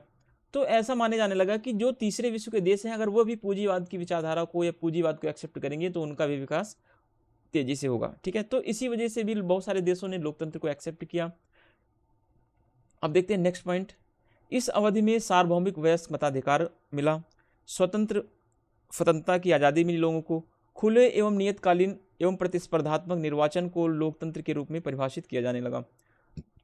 अब देखिए 1974 के एज में क्या होता है कि अब सभी देशों में लगभग लगभग वयस्क मताधिकार मिल गया, यानी जिसकी एज 18 साल थी उसको अब देश का नागरिक के तौर पे उसको वोटिंग का राइट मिल गया। अब देखिए ये मसला अलग अलग है कि जैसे कहीं पे 18 साल है किसी देश में, किसी में 21 साल है, तो ये बात की बात है, वो जब हम डेमोक्रेसी, जब हम वोटिंग वगैरह का पढ़ेंगे तो वहाँ पे हम चीज़ों को देखेंगे। ठीक है, अब यहाँ पे स्वतंत्रता बढ़ रही है लोग, अब यहाँ पे खुले इलेक्शन हो रहे हैं, यानी ओपन इलेक्शन हो रहे हैं, और इलेक्शन जो हो रहे हैं वो फिक्स पीरियड में हो रहे हैं, निश्चित समय पे हो रहे हैं। ठीक है, ऐसा नहीं था पहले जो था कि एक बार इलेक्शन हो गया या फिर एक बार जो सरकार जिसकी बन गई तानाशाही सरकार, वो जीवन जब तक जिंदा रहेगा तब तक ही वो बना रहेगा, तो ऐसा नहीं था। अब क्या हो रहा था, अब एक फिक्स टाइम पे 5 साल या 4 साल या 6 वर्ष जो भी था, उस टाइम पीरियड पे चुनाव हो रहे थे, और चुनाव में पार्टियां बदल रही थी, बहुत सारी पार्टियां आ रही थी, प्रतिस्पर्धात्मक निर्वाचन की व्यवस्था हो चुकी थी। तो इन्हीं सब रूपों को क्या बोल दिया गया, इन्हीं सब रूपों को लोकतंत्र के रूप में बता दिया गया कि यही वास्तविक लोकतंत्र है। लेकिन आप जब देखेंगे कि वास्तविक लोकतंत्र, जब आप प्रबंधकीय लोकतंत्र पढ़ेंगे ऊपर जाके, तो आपको पता चलेगा कि फिक्स टाइम पे चुनाव होना वास्तविक लोकतंत्र नहीं है। ठीक है, अगर मान लीजिए एक ही पार्टी है किसी देश में, पर हर 5 वर्ष में फिक्स चुनाव हो रहा है, लेकिन जनता वोट किसको दे रही है, एक ही पार्टी की दे रही है, और एक ही व्यक्ति क्या बन रहा है, पीएम बन रहा है या प्रेसिडेंट बन रहा है, तो क्या वहाँ पे वास्तविक लोकतंत्र है? नहीं। वास्तविक लोकतंत्र का मतलब है कि वहाँ पे प्रतिस्पर्धी पार्टियों का विकास होना चाहिए। ठीक है, वहाँ पे कॉम्पिटिटिव पार्टीज आनी चाहिए। कॉम्पिटिटिव पार्टी जब तक नहीं रहेंगी तब तक हम नहीं कह सकते ना लोकतंत्र का विकास होगा नहीं होगा। चलिए नेक्स्ट पॉइंट देखिए। अब इस टाइम पे क्या हो रहा है, स्पेन, पुर्तगाल, चिली, पूर्वी यूरोप के साम्यवादी देश और कुछ लैटिन अमेरिकी देश इसके उदाहरण हैं। ठीक है, यहाँ पे क्या हो रहा है, अब इस देशों में क्या हुआ, लोकतंत्र आना शुरू हो गया। इस लहर की शुरुआत 1974 में पुर्तगाल में अधिनायकवाद व तानाशाही शासन की समाप्ति से मानी जाती है। यानी पुर्तगाल में जो अधिनायकवादी शासन था, जो तानाशाही शासन था, उसकी समाप्ति 1974 में हो जाती है, और इसी के साथ क्या मान लिया जाता है कि अब यहाँ पे भी अब लोकतंत्र की तीसरी लहर की शुरुआत हो चुकी है। तीसरी लहर की शुरुआत, क्वेश्चन बन के आएगा, लोकतंत्र की तीसरी लहर की शुरुआत कहाँ से मानी जाती है? तो आपको आंसर करना है कि लोकतंत्र की तीसरी लहर की शुरुआत पुर्तगाल में तानाशाही शासन, पुर्तगाल में अधिनायकवादी शासन की समाप्ति के साथ मानी जाती है। ठीक है, आप लोग पता नहीं अभी वीडियो आप लोग कम ही देख रहे हैं, क्या रीज़न है मुझे नहीं पता, या तो आपको समझ में नहीं आ रहा होगा, या तो आप अभी नेट का या फिर जो भी आपके एग्ज़ाम्स थे उनका रिज़ल्ट भी पेंडिंग में है, तो उसकी वजह से भी आप वेटिंग में हैं, मुझे तो ऐसा लग रहा है। बाकी देखते हैं, आप लोग देखते रहिए। ठीक है, ये मेरा कंप्लीट कोर्स होगा, और ऐसा नहीं कि मैं पॉलिटिकल थ्योरी या थिंकर्स पढ़ा के छोड़ दूंगा, मैं पूरा पढ़ाऊंगा, जून तक कंप्लीट कोर्स करा दूंगा आपका। ठीक है, और डिटेल में इससे भी बढ़िया आगे की चीज़ें जैसे जैसे मैं पढ़ाता जाऊँगा, पीपीटी बनाने की थोड़ी स्किल और ज़्यादा मेरे अंदर डेवलपमेंट हो जाएगी, तो मैं और बढ़िया पीपीटी भी बना दूंगा। अभी तो मैं लर्निंग प्रोसेस में हूँ पीपीटी बनाने के थ्रू, तो इस वजह से पीपीटी इतना अच्छा शायद मैं नहीं बना पा रहा हूँ, लेकिन जितना है आपके लिए इनफ है। आप कोई से भी एग्ज़ाम में बैठेंगे तो आपकी यहाँ से एग्ज़ाम क्लियर हो सकता है। ठीक है, अब देखिए पुर्तगाल में कुछ क्रांतियाँ हुई जिसकी वजह से भी लोकतंत्र आया। पुर्तगाल में कॉर्नेशन क्रांति हुई। पुर्तगाल में कॉर्नेशन क्रांति ने वहाँ 1974 में अधिनायकवाद के स्थान पर लोकतंत्र की क्या कर दी, स्थापना कर दी। अब उसके अगले ही साल 1975 में क्या होता है, स्पेन में जनरल फ्रैंको की मौत हो जाती है, और जनरल फ्रैंको की मौत के साथ ही लोकतंत्र वहाँ पे भी आ जाता है, जिससे कि लोकतंत्र स्थापित हो गया। तो अब लोकतंत्र देखिए एक तो तीसरी लहर की शुरुआत कब होती है, 1974 में होती है। ठीक है, तो 1974 में क्यों होती है, क्योंकि पुर्तगाल में अधिनायकवाद की समाप्ति हो जाती है। दूसरी बात, पुर्तगाल में अधिनायकवाद की समाप्ति कैसे होती है, पुर्तगाल में अधिनायकवाद की समाप्ति होती है कॉर्नेशन क्रांति से। ठीक है, कौन सी क्रांति से, कॉर्नेशन क्रांति से होती है। तो जैसे ही वहाँ पे पुर्तगाल में कॉर्नेशन क्रांति होती है, वहाँ पे अधिनायकवादी सत्ता का अंत हो जाता है, और जिसकी जगह पे लोकतंत्र आ जाता है। फिर उसके 1 साल के बाद 1975 में ही क्या होता है, स्पेन में भी क्रांति हो जाती है, ठीक है। स्पेन में क्रांति नहीं होती, स्पेन में जनरल फ्रैंको जो तानाशाही शासक था, इसकी मौत हो जाती है। इसकी मौत के बाद वहाँ की जनता ने क्या किया, लोकतंत्र को एक्सेप्ट कर लिया। तो वहीं दूसरी तरफ इस लहर में सोवियत संघ से अलग जो बहुत सारे देश हो रहे थे, वो पूर्वी यूरोपीय देशों में भी लोकतंत्र आया। यह साम्यवादी व्यवस्थाओं के अवसान के कारण हुआ। देखिए, एक तरफ तो तानाशाही शासन का अंत इसलिए हो रहा था क्योंकि वहाँ पे क्रांतियाँ हो रही थी, जैसे पुर्तगाल में कॉर्नेशन क्रांति हुई, और दूसरी तरफ स्पेन में जनरल फ्रैंको की मौत हो गई, जिसकी वजह से लोकतंत्र आ गया। तो अगर दूसरी तरफ की अगर बात की जाए फिर से, तो जो सोवियत संघ की विचारधारा को मानने वाले देश थे, ठीक है, अब सोवियत संघ का विघटन हो गया। विघटन होने के साथ साथ क्या हुआ, जो सोवियत संघ के देश थे, जो सोवियत संघ का ग्रुप था, वो सोवियत संघ से क्या हुआ, अलग हो गया। तो अलग होने के बाद उसने साम्यवाद को बनाए नहीं रखा, बल्कि साम्यवाद के जगह पे क्या किया उसने, अब लोकतंत्र को एक्सेप्ट कर लिया। क्योंकि अब इन देशों को पता चल गया था, पूर्वी यूरोप देशों को पता चल गया था, जो सोवियत संघ से जुड़े हुए थे, उनको पता चल गया था कि लोकतांत्रिक विचारधारा ज़्यादा बढ़िया है, पूंजीवादी ज़्यादा बढ़िया है, क्योंकि पूंजीवादी विचारधारा को अपनाने से ही देश का विकास हो सकता है, ठीक है। और इस समय साम्यवादी व्यवस्थाओं का धीरे धीरे अंत होने लगा, जिसके कारण भी लोकतंत्र आ चुका था। साम्यवादी शासन व्यवस्था का मतलब सोवियत संघ का विघटन कह सकते हैं, ठीक है, क्योंकि साम्यवादी शासन का बड़ा स्वरूप सोवियत संघ को ही माना जाता था, जिसमें 15 देशों का या 14-15 देशों का लगभग एक अलायंस था ये, ठीक है। अब नेक्स्ट देखिए, लोकतंत्र की तीसरी लहर लाने में उदारीकरण बहुत महत्वपूर्ण भूमिका निभा रही थी। भूमंडलीकरण जैसी प्रवृत्तियों ने बहुत ही ज़्यादा क्या किया, प्रभाव डाला, ठीक है। यानी कि लिबरलाइजेशन, प्राइवेटाइजेशन और ग्लोबलाइजेशन, यानी एलपीजी का कॉन्सेप्ट। अब क्वेश्चन आ जाएगा कि लोकतंत्र की तीसरी लहर में एलपीजी का बहुत ही बड़ा योगदान है, ठीक है। तो आपका क्वेश्चन क्या होना चाहिए, सही होना चाहिए, ठीक है। स्टेटमेंट ये बिल्कुल सही होगा, क्योंकि उदारीकरण अपनाने से, भूमंडलीकरण अपनाने से देश का क्या हो रहा था, विकास हो रहा था। तो ऐसे में हम क्यों साम्यवादी शासन व्यवस्था से चिपके रहें, हम क्यों तानाशाही शासन व्यवस्था से चिपके रहें, जिसमें न तो हम ग्लोबलाइजेशन को प्रमोट कर सकते हैं, न तो अपना व्यापार कर सकते हैं, न तो व्यक्तियों को आज़ादी है व्यापार करने की, न स्वतंत्रता की, न तो व्यक्ति अपने मन से कुछ कर सकते हैं। तो इस ऐसी शासन व्यवस्था से चिपके रहने से क्या मतलब है, ठीक है, क्योंकि हर देश को अपना विकास करना होता है। तो ऐसे में विचारधारा क्या हो जाती है, सेकेंडरी हो जाती है, नेशनल इंटरेस्ट प्राइमरी हो जाता है। अब देखिए, इसी बात को सेवा गुनिटस्को ने, जो कि टोरंटो विश्वविद्यालय के क्या है, कनाडा में है, ये टोरंटो विश्वविद्यालय कनाडा में है, यहाँ के एक टीचर हैं, इन्होंने इस प्रक्रिया को क्या बोला, लोकतंत्रीकरण पर एक पुस्तक लिखी, great powers and democratic reforms in 20th century. ये कह रहे हैं कि महान शक्तियों का उदय होता है, लोकतंत्र में सुधार आता है, कब, 20वीं शताब्दी में, ठीक है। इन्होंने ये बुक लिखी 2017 में, ठीक है।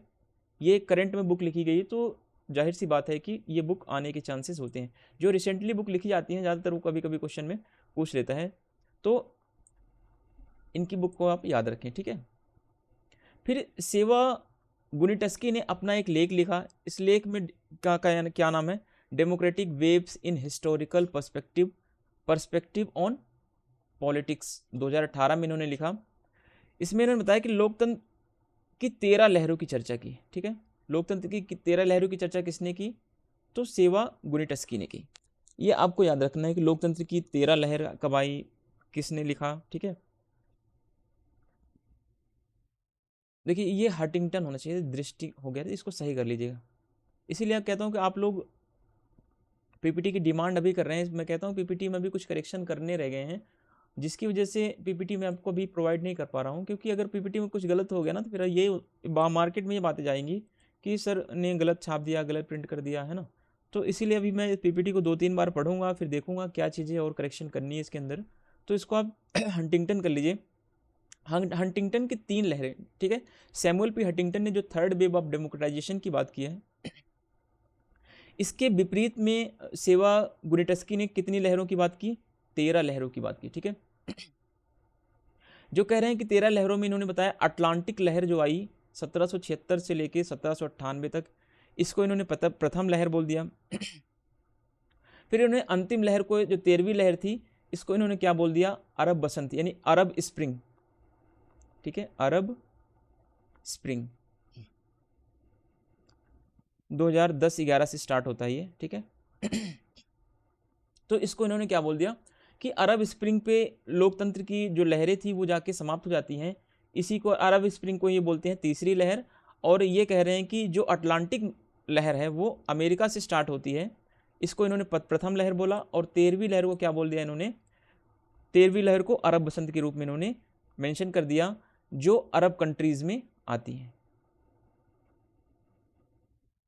ठीक है। अब देखिए, टेरी डायमंड ने अपनी प्रसिद्ध पुस्तक winds saving democracy from Russian rage, Chinese ambition and American complacency, ठीक है, 2019, इसमें टेरी लैंड ने लोकतंत्र पर 3 खतरे बताए, ठीक है। ये टेरी डायमंड क्या बोल रहे हैं, टेरी डायमंड बोल रहे हैं कि लोग अपनी इन्होंने इनकी एक बुक जो है इसमें इन्होंने ये बताया कि लोकतंत्र पर 3 खतरे अब आ सकते हैं, ठीक है। लोकतंत्र पर 3 खतरा कौन कौन सा आ सकता है, अब ये देखिए। रूस का उत्पात, रूस का उत्पात का मतलब है रूस क्या कर रहा है, अपनी शक्ति दोबारा से बढ़ाने की कोशिश कर रहा है। आज आप देख लीजिए रूस यूक्रेन वॉर को देख लीजिए, लगभग 2 साल होने वाला है, ठीक है। तो ये वॉर चल रहा है। फिर अमेरिकन आत्मसंतोष, ठीक है। अमेरिकन आत्मसंतोष का मतलब है कि अमेरिका को अब ये सेटिस्फेक्शन हो गया है कि पूरे विश्व में क्या हो चुका है, लोकतंत्र स्थापित हो चुका है, जिससे कि अमेरिका के वासी क्या कर रहे हैं, अब शांति से अब आत्मसंतोष करके वो बैठे हुए हैं, है ना। इसी के चक्कर में हो सकता है कि अब दोबारा से क्या हो जाए, दोबारा से तानाशाही शासन आ जाए, दोबारा से सैन्य शासन आ जाए, है ना। तो अमेरिका को आत्मसंतोष नहीं करना है। अमेरिका के आत्मसंतोष की वजह से क्या हो सकता है, लोकतंत्र को दोबारा से खतरा उत्पन्न हो सकता है, ठीक है। तो इस खतरे को टालने के लिए अमेरिकन आत्मसंतोष को समाप्त करके अमेरिकन वासियों को दोबारा से लोकतंत्र की बहाली करने का प्रयास करना चाहिए। फिर चीन की महत्वाकांक्षा, चीन की महत्वाकांक्षा का मतलब है चीन अपनी शक्ति को बढ़ाने का प्रयास कर रहा है। चीन ने आज पूरे विश्व को आर्थिक जाल में फंसा रखा है अपने, है ना, अपने आर्थिक जाल में फंसा रखा है, ठीक है, जिसकी वजह से क्या हो रहा है, लोकतंत्र को एक बड़ा खतरा उत्पन्न हो रहा है। चीन ने अपने आर्थिक जाल में फंसाने के कारण चीन अब क्या कर रहा है, उन देशों को जिनको चीन ने बहुत बड़ा कर्ज दे रखा है, वे देश अपनी स्वतंत्र विदेश नीति का पालन नहीं कर पा रहे हैं। क्यों नहीं कर पा रहे हैं, क्योंकि वे कर्ज में फंसे हैं, है ना। अब वे चीन की बात को मानने के लिए बाध्य हो रहे हैं। अब आप देख लीजिए, श्रीलंका का उदाहरण ले लीजिए। श्रीलंका का हम्बनटोटा बंदरगाह क्या है, चीन के कब्जे में। चीन धीरे धीरे नेपाल में अपना कब्जा बढ़ा चुका है। चीन अफ्रीकन कंट्रीज़ को अपने कर्ज के तले दबा रखा है, जिसकी वजह से अफ्रीकन कंट्रीज़ आज धीरे धीरे चीन का गुलाम होने के लिए वो तैयार हैं, ठीक है। तो ऐसे ही ये बहुत सारी बातें जो हैं लेरी डायमंड बताते हैं कि कुछ ऐसी 3 बातें हैं जिसकी वजह से दोबारा से तानाशाही आने का खतरा, दोबारा से साम्यवादी शासन आने का खतरा, दोबारा से लोकतंत्र पर खतरा उत्पन्न हो सकता है। ये सारी चीज़ें टेरी लैंड बता रहे हैं कि जिसकी वजह से लोकतंत्र को दोबारा से खतरा हो सकता है, ठीक है।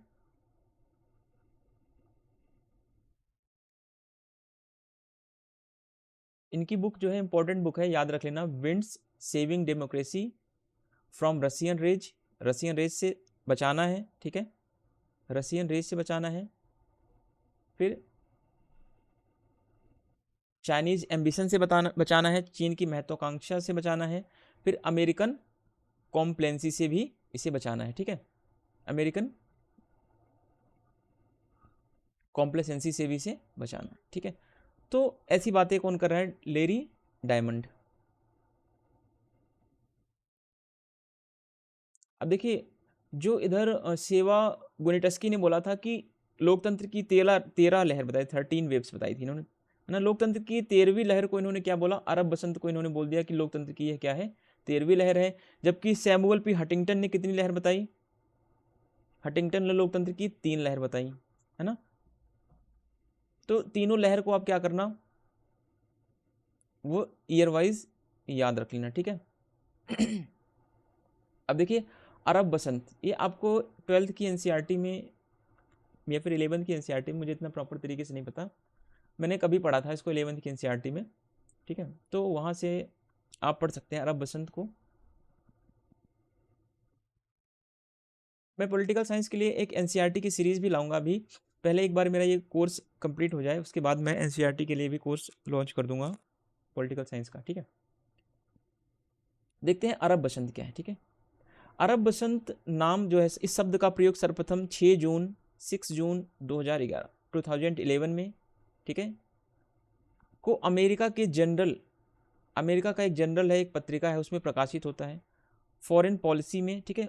वो फॉरेन पॉलिसी के लिए एक पत्रिका अमेरिका की है, ठीक है। उसमें मार्च लिंक ने अपने लेख में किया। तो क्वेश्चन आता है कि अरब बसंत शब्द का प्रयोग किसने किया? मार्च और लिंक ने किया, ठीक है। मार्च और लिंक ने अरब बसंत शब्द का प्रयोग किया। इस आंदोलन की शुरुआत कहाँ से होती है? कभी कभी क्वेश्चन ये आता है, डीएसएसबी का जो स्टूडेंट्स एग्जाम देते हैं, डीएसएसबी पीजीटी का एग्जाम जो दे रहे हैं, वे पेपर को उठा के देखिए, अरब बसंत से क्वेश्चन आया हुआ है।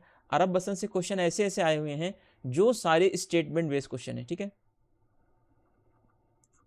मेरे कुछ फ्रेंड्स जानने वाले हैं जो राजस्थान से हैं, है ना, और वे लोग प्रॉपर राजस्थान का जो आरपीएससी का एग्ज़ाम है वो उन्होंने क्लियर कर चुका है वहाँ से, और वहाँ के असिस्टेंट प्रोफेसर के एग्ज़ाम में उन्होंने इंटरव्यू दिया है। बट डीएसएसबी के पेपर को देख के उनकी हालत ख़राब हो गई थी, ठीक है। तो ऐसा क्वेश्चन स्टेटमेंट बेस वाले थे, उन्होंने अपना सर पकड़ लिया और बोला कि ऐसे ऐसे क्वेश्चन डीएसएसबी कैसे पूछ सकता है, इतना टफ स्टिक। हाँ, तो जो आप, क्योंकि देखिए बेसिकली जो आरपीएससी के एग्ज़ाम में क्वेश्चन ज़्यादातर पूछता है वो फैक्चुअल डेटा पूछता है। तो वहाँ के लोगों की आदत थोड़ी है कि वो फैक्चुअल डेटा को ज़्यादा एक्सेप्ट करते हैं, जबकि डीएसएसबी का जो कॉन्सेप्ट बदल रहा है वो फैक्चुअल डेटा से हट के वो कॉन्सेप्चुअल की तरफ आ रहा है, ठीक है। कॉन्सेप्ट पूछता है, वो स्टेटमेंट बेस्ड क्वेश्चन पूछता है। तो स्टेटमेंट वाले क्वेश्चन जब आपको अच्छे से तैयार होंगे, जब आपकी बेसिक चीज़ें क्लियर होगी। जैसे कि आप समझिए इसमें, इस आंदोलन की शुरुआत, क्वेश्चन बना देगा, अरब बसंत आंदोलन की शुरुआत ट्यूनीशिया से होती है, ठीक है। ट्यूनीशिया की क्रांति से होती है। कब होती है? 2011 से 2010 में, ठीक है। 2010 से या 11 में स्टार्ट होती है। और यह जल्दी ही क्या होती है, यह आंदोलन अरब लीग के देशों और उनके आसपास के क्षेत्र में क्या हो जाता है, ये फैल जाता है। यानी यह पूरे अरब देशों में क्या होता है, ये फैल जाता है। अरब देशों के साथ साथ कुछ और भी देश हैं जहाँ पे यह फैल जाता है। अब देखिए, अरब देश के अलावा अरब बसंत जिन जिन क्षेत्रों में फैला उसमें क्या था? ट्यूनीशिया से तो मान लीजिए स्टार्ट होता है ये, ठीक है। ट्यूनीशिया से क्या होता है, ये प्रारंभ होता है। फिर मिस्र में फैलता है, ये लीबिया में फैलता है। लीबिया में कर्नल गद्दाफी का शासन था, है ना। मिस्र में, फिर यमन में फैलता है, फिर बहरीन में फैलता है, फिर सीरिया में जाता है, अल्जीरिया में जाता है, इराक में आता है, जॉर्डन में आता है, आपका मोरक्को में, सूडान में, ओमान, सऊदी अरब, इन सब देशों में क्या होता है, अरब बसंत फैलने लगता है, ठीक है। अब अरब बसंत के फैलने के पीछे क्या कारण था, क्यों फैल रहा है इतना, ठीक है। तो अरब बसंत इसलिए फैल रहा है क्योंकि इन देशों में क्या था, तानाशाही शासन व्यवस्था स्थापित हो चुकी थी। इसी तानाशाही व्यवस्था के खिलाफ लोगों का ये एक आंदोलन था। आंदोलन कैसा था? कभी कभी ये क्वेश्चन पूछता है, क्या इस आंदोलन में हिंसा का सहारा लिया गया? तो नहीं, यह आंदोलन क्या था, अहिंसक था, ठीक है, अहिंसक था। लोगों ने शांतिपूर्ण प्रदर्शन किया, शांतिपूर्ण प्रदर्शन के द्वारा ही इस क्रांति को आगे बढ़ाया गया। इसमें किसी भी प्रकार की हिंसा का सपोर्ट नहीं किया गया, यह पूरी तरीके से अहिंसक था, ठीक है। अब देखिए, अरब बसंत होता क्यों है, अरब बसंत के क्या क्या कारण थे। अब ये सारे क्वेश्चन यहाँ से बनाता है ना, जब भी डीएसएसबी या नेट जेआरएफ के जो एस्पायरेंट्स हैं वो समझने की ये कोशिश करें कि जो क्वेश्चन बनता है हमेशा वो रीजन से हमेशा क्वेश्चन बनता है, ठीक है। अब देखिए, अरब देशों में राजनीतिक भ्रष्टाचार फैल चुका था, राजनीतिक भ्रष्टाचार में अत्यधिक वृद्धि हो चुकी थी, ठीक है। इस वजह से क्या होता है, अरब बसंत क्रांति होती है, अरब के देशों में क्रांति होती है। बसंत का मतलब क्या होता है, बसंत का मौसम आप देखेंगे, बसंत में क्या होता है, बसंत का मौसम जो होता है वो पतझड़ के बाद का मौसम कह सकते हैं, ठीक है। यानी कि जब एक बार पतझड़ आ जाता है उसके बाद क्या होता है, नए नए फूल आते हैं, नए नए पौधे उगते हैं, ठीक है। तो इस अरब बसंत का मतलब यही था कि अरब में भी अब बसंत आनी चाहिए, अरब में भी अब नई नई विचारधाराओं को आने देना चाहिए, अरब में भी अब जो भ्रष्टाचार है, जो तानाशाही शासन है, जो सैन्य शासन है, इन सब को समाप्त करके अब नई अरब की शुरुआत होगी, अरब में भी नए बसंत का आगमन होना चाहिए। तो अरब बसंत का तात्पर्य यही है, ठीक है। तो अरब बसंत आने का क्या कारण था, अरब देशों में राजनीतिक भ्रष्टाचार फैल चुका था जिसकी वजह से अरब बसंत आया। फिर अरब देशों में क्या हुआ, बड़े पैमाने पर मानवाधिकारों का उल्लंघन हो रहा था, व्यक्तियों का शोषण हो रहा था, है ना। इसी कारण क्या हुआ, अरब देशों में जो व्यवस्थाएं बनी थी उस व्यवस्था के खिलाफ लोगों का प्रदर्शन शुरू हो गया, ठीक है। क्योंकि जब लोगों के पास अधिकार ही नहीं रहेंगे तो लोग रहना क्यों चाहेंगे किसी भी देश में, ठीक है। तो लोगों ने अपने अधिकारों को लेकर के, अधिकारों की मांग को लेकर के क्या किया, इन्होंने अरब के देशों में प्रदर्शन करना शुरू किया। वह प्रदर्शन क्या था, शांतिपूर्ण प्रदर्शन था, ठीक है, यह बात ध्यान रखना। अब देखिए, तानाशाही शासकों के विरुद्ध जनता में असंतोष उत्पन्न हो गया। असंतोष जाहिर सी बात है होगी, जब आपको कोई अधिकार नहीं होगा, कोई राइट्स नहीं होंगे, तो आपको विद्रोह करना ही पड़ेगा। जनता के मन में क्या होगा, असंतोष की भावना, डिससेटिस्फैक्शन आ ही जाएगी, ठीक है। तो अब देखिए, समझिए यहाँ पे नेक्स्ट पॉइंट में, शासकों की साम्राज्यवादी प्रवृत्ति ने भी लोगों में असंतोष की भावना को उत्पन्न किया। साम्राज्यवादी प्रवृत्ति का मतलब है कि शासक जो थे वो जनता को गुलाम बनाए रखना चाहते थे, ठीक है, जो कि आज के समय में पॉसिबल नहीं था। अरब देशों में बेरोजगारी की समस्या फैल रही थी, बेरोजगारी में भारी वृद्धि हो रही थी, जिससे युवाओं में क्या हो रहा था, गुस्सा आ रहा था, असंतोष उत्पन्न हो रहा था। इस वजह से भी क्या हुई, अरब बसंत की शुरुआत हुई। अब देखिए, आय के स्तर में क्या हो रहा था, बड़ा अंतर आ रहा था।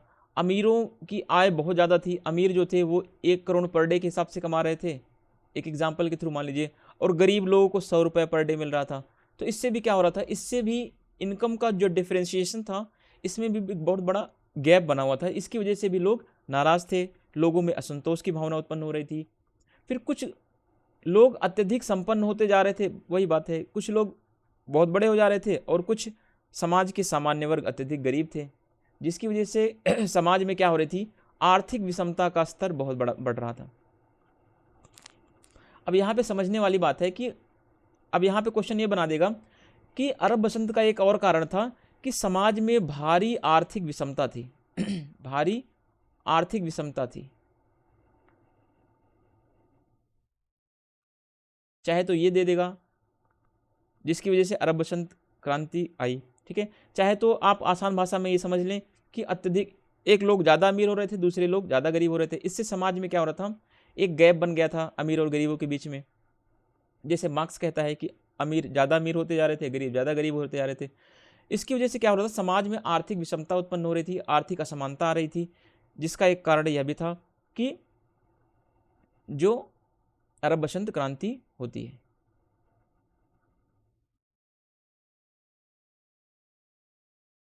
अब नेक्स्ट और क्या कारण थे अरब बसंत के, अरब बसंत के या अरब स्प्रिंग के और कारण थे कि नौकरशाही क्या कर रही थी, अत्यधिक हावी हो रही थी। नौकरशाही जानबूझकर लाल फीताशाही को बढ़ा रही थी, जानबूझ के किसी भी काम को नहीं करती थी, है ना। आम लोगों के कार्य को हो नहीं पा रहे थे, क्यों नहीं हो पा रहे थे, क्योंकि नौकरशाही जो थी वहाँ की जो प्रशासनिक व्यवस्था थी वो जानबूझकर काम में बहुत देरी लगा देती थी, जिससे कि जनता का कोई भी काम समय पर नहीं हो पा रहा था। तो ये सारे ऐसे रीजन्स थे जिसकी वजह से क्या हो रहे थे, अरब बसंत क्रांति हुई। और अरब बसंत क्रांति का क्या तरीका था, अब ये भी आप समझ लें एक बार, ठीक है। आप इन सबको शॉर्ट नोट्स बना लीजिए, है ना। अब जिसकी वजह से आपको इतना सारा बहुत ज़्यादा नहीं पढ़ना पड़ेगा, शॉर्ट नोट्स अपना बनाते चलिए, पढ़ते चलिए चीज़ों को, ठीक है। अब अरब बसंत का तरीका क्या था, अब हम ये देखेंगे। देखिए, अरब आंदोलनकारियों ने विरोध के लिए अहिंसात्मक, ये बात ध्यान रखना, ठीक है, हिंसात्मक नहीं। कभी क्वेश्चन डीएसएसबी में दे देगा, पीजीटी में दे देगा, या नेट जेआरएफ एग्जाम में दे देगा कि तरीका जो था हिंसात्मक था, तो हिंसात्मक नहीं, बल्कि कैसा तरीका था, अहिंसात्मक तरीका था, ठीक है, नॉन वायलेंस तरीका था इनका, ठीक है, non violence methods of protest. विरोध में तरीकों में सविनय अवज्ञा अपनाया गया, सविनय विरोध किया गया, धरना प्रदर्शन किया गया, हड़तालें की गई, इंटरनेट पर सक्रिय रह रहे लोग, ठीक है, हिंसक प्रदर्शन एवं शांतिपूर्ण विरोध आदि सभी तरीके अपनाए गए, ठीक है। यहाँ पे हिंसक नहीं, अहिंसक होना चाहिए, ठीक है। लेकिन आपको किसी किसी बुक में थोड़ी चीज़ें यहाँ पे मिलेगी, कुछ हिंसक और कुछ अहिंसक, ठीक है, कुछ हिंसक और कुछ अहिंसक भी तरीके अपनाए गए थे। पर कहीं कहीं बुक्स में आपको ये देखने को मिलेगा कि ये प्रॉपर अहिंसात्मक तरीका था, क्योंकि आप यहाँ पे देखेंगे तो आपको यहाँ पे सबने अवज्ञा, कहीं ना कहीं ये गांधी जी की विचारधारा पर प्रभावित, सबने विरोध में धरना प्रदर्शन हड़ताल, है ना। और लोग यहाँ तक क्या रहे, इंटरनेट पर बने रहे उस समय, हड़ताल करते समय, धरना प्रदर्शन करते समय क्या रहे, वो लोग इंटरनेट पर बने रहे और इंटरनेट के माध्यम से इन्होंने क्या किया, इस अपने प्रदर्शन को जारी रखा। ठीक है, तो प्रदर्शनकारियों का नारा क्या था, नारा यह था, जनता चाहती है कि प्रचलित शासन पद्धति को क्या करो, गिरा दो। जनता, इनका नारा था, जो प्रदर्शन कर रहे थे उन्होंने ये नारा दिया, यह स्लोगन दिया कि जो हमारी पब्लिक है ये चाह रही कि जो अभी मौजूदा शासन व्यवस्था है, इस शासन व्यवस्था को क्या कर दो, हटा दो। हमें ये शासन व्यवस्था नहीं चाहिए, तानाशाही शासन व्यवस्था नहीं चाहिए, क्योंकि इससे भारी बेरोजगारी, भारी गरीबी, भारी आर्थिक असमानता है ना, ये सारी चीज़ें क्या हो रही हैं, उत्पन्न हो रही हैं। साथ ही साथ लाल फीताशाही, नौकरशाही का हावी होना, ये सारी चीज़ें आ रही हैं। तो हम ऐसी व्यवस्था को नहीं चाहते हैं, हमारी जनता चाहती है कि हम ऐसी व्यवस्था को क्या कर दें, बदल दें। ठीक है, ट्यूनीशिया के जैनुअल आब्दीन अली, मिस्र के हौसनी मुबारक, लीबिया के कर्नल गद्दाफी एवं यमन के शाह अली अब्दुल्ला का तख्ता पलट लोगों ने कर दिया। लोगों ने विद्रोह कर दिया कि अब शासन से हटो, तो इनको क्या करना पड़ा, शासन छोड़ के हटना पड़ा और इनको गद्दी से हटा दिया गया और इनकी जगह पे नई सरकारें बनी। ठीक है, अब देखिए, अब सारी चीज़ें हो रही कि जैसे मिस्र में तानाशाही शासन हौसनी मुबारक था, लीबिया में कर्नल गद्दाफी का शासन था, सैनिक शासन, यमन के शाह जो थे, यमन के शासक अब्दुल्ला, इन सब का क्या हुआ, इन सब का तख्ता पलट कर दिया गया, इन सबको शासन सत्ता से हटा दिया गया और इनकी जगह जनता ने अब नई सरकारें बनाई, नई तरीके से चुनाव के तरीके बनाए, नया अपना रूल बनाया, हर ये सारी चीज़ें अब पूरी तरीके से बदल दिया जनता ने वहाँ की।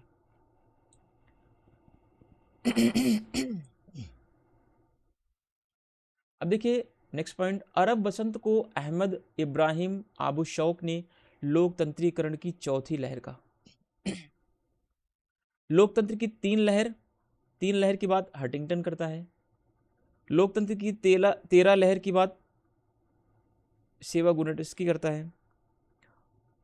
ठीक है, और लोकतंत्र की चौथी लहर की बात कौन करता है, अहमद इब्राहिम आबू शौक। ठीक है, अहमद इब्राहिम आबू शौक कहता है कि यह अरब बसंत जो था लोकतंत्र का क्या था, लोकतंत्र की यह चौथी लहर है, फोर्थ वेव है लोक डेमोक्रेसी की। और वहीं सेवागुनेटस्की कह रहे हैं कि जो अरब स्प्रिंग हुई है ये लोकतंत्र की या डेमोक्रेसी की 13 वेव से। ठीक है, तो ये बात ध्यान रखना आप। वहीं लेरी डायमंड ने इसे क्या बोला, लोकतंत्र का गलत प्रारंभ या लोकतंत्र का गलत आरंभ। ठीक है, Larry Diamond has called it the false beginning of democracy. Larry Diamond कह रहे हैं कि ये लोकतंत्र की गलत शुरुआत है, लोकतंत्र की शुरुआत ऐसी नहीं होनी चाहिए कि तख्ता पलट कर दें सरकारों का, इस तरीके से चीज़ें नहीं होनी चाहिए। ठीक है, तो अलग अलग विचारकों की अलग अलग विचारधाराएं रही हैं कि किसने क्या माना इसको। अब देखिए नेक्स्ट पॉइंट, अरब बसंत में शांतिपूर्ण विरोध प्रदर्शन करने वालों की ओर से विश्व का ध्यान क्या हुआ, आकर्षित हुआ। यानी देखिए अरब बसंत में क्या हुआ, अहिंसात्मक तरीके से प्रदर्शन हुआ। ठीक है, अहिंसात्मक तरीके से, इस अहिंसात्मक तरीके ने क्या किया, पूरे विश्व का ध्यान आकर्षित किया और हुआ ऐसे कि कुछ विरोधकर्ताओं के नाम क्या मिले, नोबेल पुरस्कार भी दिए गए। ठीक है, नोबेल पुरस्कार इसलिए दिया गया क्योंकि ये प्रदर्शनकारी, ये जो विरोध कर रहे थे, ठीक है, इन शासन सत्ताओं का, इन्होंने बहुत ही शांतिपूर्ण तरीके से विद्रोह किया, जिसके लिए इनको क्या मिला, नोबेल का शांति पुरस्कार मिला। ठीक है,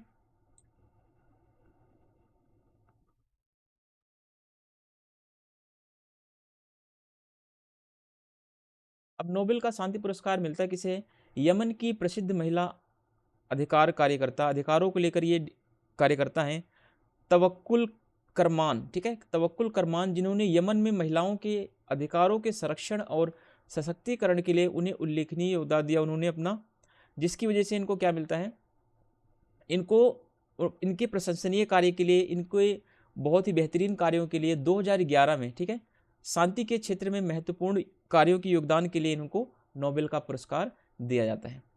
ठीक है, अब देखिए एग्ज़ाम से रिलेटेड कुछ इंपॉर्टेंट फैक्ट्स हैं, इनको आप ज़रूर पढ़ के जाएं। यहाँ से चांसेस रहते हैं कि आपके 1 से 2 क्वेश्चन फिक्स हो जाएंगे। ठीक है, आपके एक दो क्वेश्चन यहाँ से अगर आप याद कर लेंगे या रट लें, जैसे मर्जी आप कर लें। ठीक है, जो कॉन्सेप्चुअल चीज़ें हैं वो कॉन्सेप्ट को आप, अवधारणाओं को समझें, और जो डेटा है उनको आप थोड़ा समझने का भी प्रयास करें और थोड़ा रटने का भी प्रयास करें। ठीक है, अब इसमें है कुछ नहीं, बस कुछ बुक्स के नाम हैं जैसे रॉबर्ट डहेल ने अपनी पुस्तक अ प्रीफेस टू डेमोक्रेटिक थ्योरी लिखी 1956 में, और दूसरी पुस्तक इनकी है पोलियार्की, पार्टिसिपेशन एंड ऑपोजिशन 1971 में, ठीक है। तो कभी कभी आप पोलियार्की तक पढ़ के छोड़ देते हैं, तो इनकी बुक पूरा बुक का नाम पढ़ें और पूरे बुक को ध्यान में रखें, ठीक है। इसमें इन्होंने क्या बोला, इसमें लोकतंत्र के ऐसे सिद्धांत की व्याख्या की जिसमें उन्होंने सरकार के विशिष्ट वर्गीय चरित्र तथा निर्वाचकीय प्रतिस्पर्धा शक्ति के विकेंद्रीकरण की बहुलवादी अवधारणा के साथ मिलाने का प्रयास किया।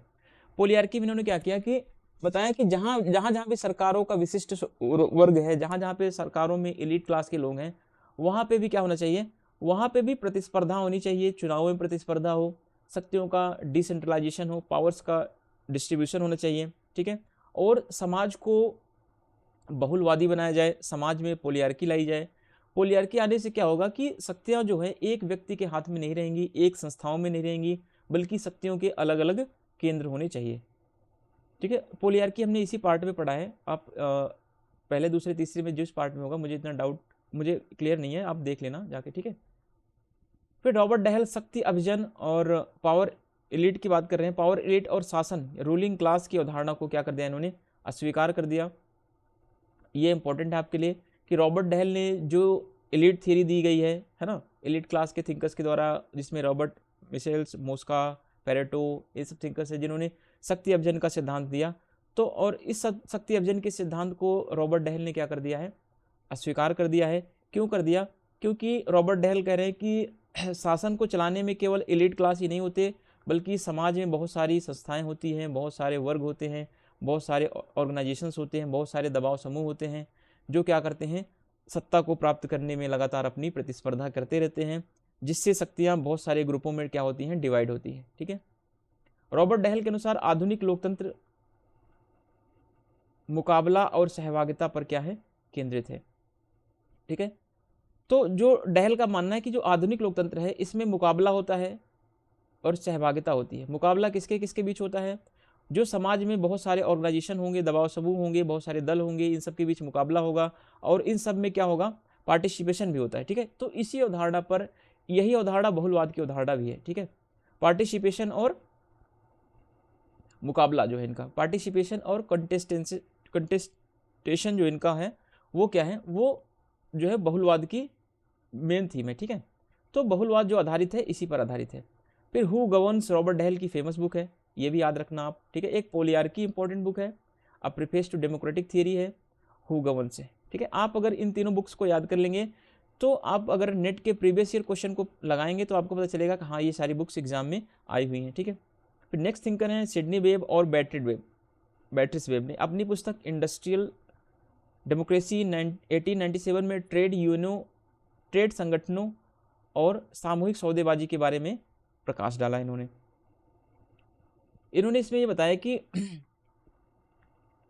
जब इन्होंने बताया कि जो इंडस्ट्रियलिस्ट डेमोक्रेसी होती है, ठीक है, इसमें क्या होता है कि इसमें जो अलग अलग समूह होते हैं वो सौदेबाजी करते हैं, सौदेबाजी के माध्यम से शासन में बने रहते हैं। देखिए जो रेडिकल डेमोक्रेसी हमने पढ़ा था, अर्नेस्टो लेक्लाउ और चैंटाल माउफे ने अपनी book hegemony and socialist strategy towards radical democratic पॉलिटीज,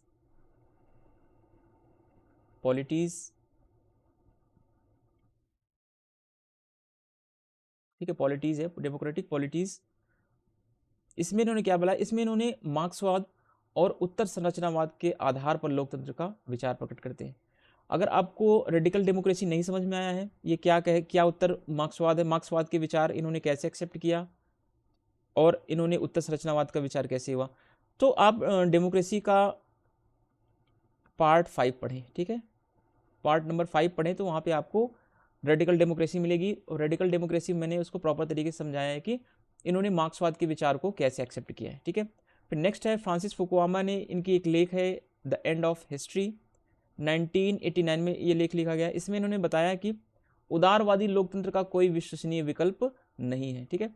यानी ये कह रहे हैं कि उदारवाद के जैसा और कोई भी दुनिया में विकल्प नहीं है जिस पर विश्वास किया जाए। फिर लोकतंत्र में व्यक्ति की राष्ट्रीय मामलों में उदासीनता को एंथनी डाउन्स ने क्या बोला, बौद्धिक अज्ञानता, इंटेलेक्चुअल डिसेबिलिटी की संज्ञा दी है। यानी लोकतंत्र जहां जहां पे होता है वहां पे एंथनी डाउन्स ने बोला कि लोग क्या हो रहे हैं, राष्ट्रीय मामलों को लेकर के उदासीन हो गए हैं, ठीक है, वे निष्क्रिय हो गए, अब वो राष्ट्रीय मामलों पर नहीं सोचते। इसी बात को इन्होंने क्या बोला, एंथनी डाउन्स ने बोला ये क्या है, बौद्धिक अज्ञानता है।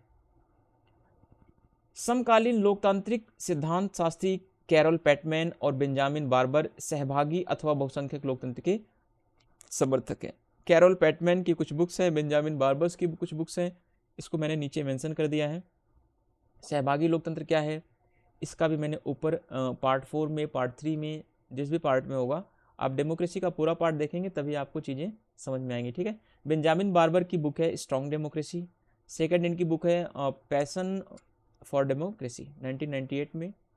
फिर कैरोल पैटमैन या सी पैटमैन, इनको शॉर्ट फॉर्म में बोल सकते हैं, ठीक है। सी पैटमैन की है पार्टिसिपेशन इन डेमोक्रेटिक थ्योरी, 1970 में लिखी गई।